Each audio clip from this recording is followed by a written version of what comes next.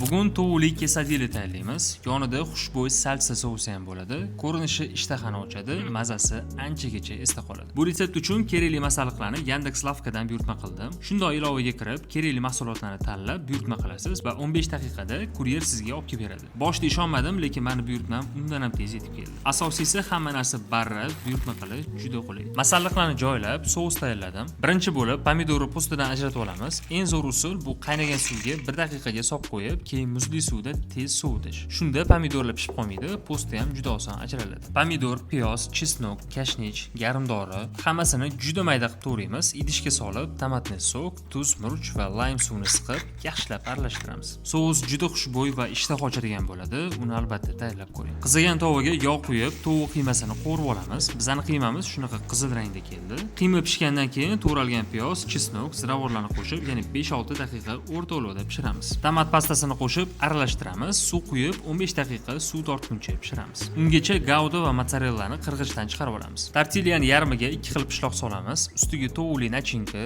jalapeno, ustiga yana bir marta pishloq. Tortillani yopib, quruq skоворodkada ikkita tarafini qizartirib olamiz va quesadilla tayyor. Usti qarsilldoq, ichida bo'lsa sochni tovuqli nachinka va erigan pishloq. Menimcha bu ideal kombinatsiya. Ishonmasanglar, o'zingiz tayyorlab ko'ringlar. Retsepti opisaniyada bo'ladi. Ishimni osonlashtirib bergani uchun Yandex Lavka xizmatiga alohida rahmat.